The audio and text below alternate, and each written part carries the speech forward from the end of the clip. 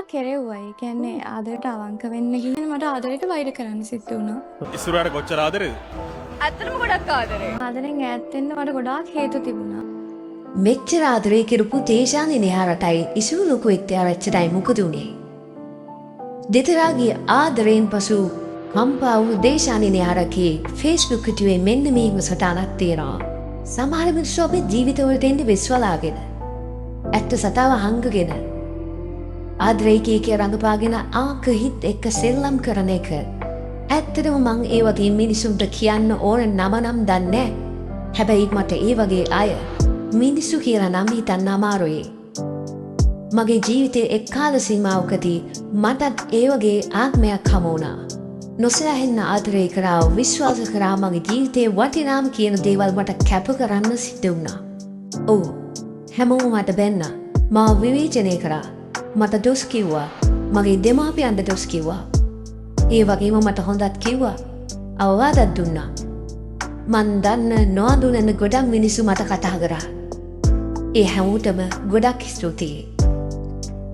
මොනවා හරි හේතුවකට උනත් ඇත්ත පෙන්වන්න ගොඩක් උත්සාහ කරාට අපි කවුරුත් අවංකව ආදරය කරද්දී අන්ධ වෙනවනේ.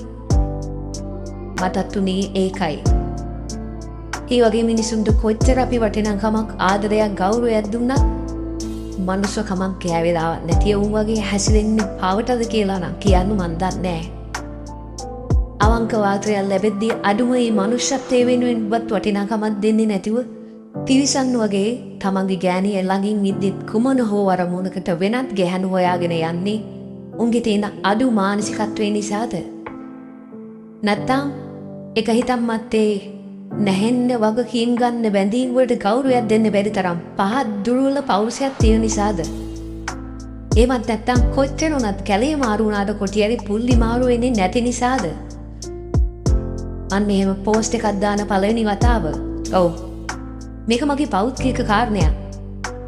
හැබැයි මුළු රටක් කතා බහට ලක් වුණ සෝෂල් මීඩියා වල දහස් ගණක් මාස ගණන් කතා කරපු දෙයක්. ඒ නිසයි මම මේ පෝස්ට් එකක් දාන්න හේතුව. මේ සම්බන්ධයෙන් මට මිනිස්සු බැන්නත් නැවත විවේචනය කළත් මේක තමයි ඇත්ත. ඉතින් බොහෝ වේදනාත්මක කාලවකවානුවකට පස්සේ මම තේරුම් ගත් එකම දේ අපි ආදරය කරන්න ඕන, කැප වෙන්න ඕන තමන්ට කියලා ආත්මකරුත්වයක් තියෙන මිනිහෙක්ට විතරයි කියලා.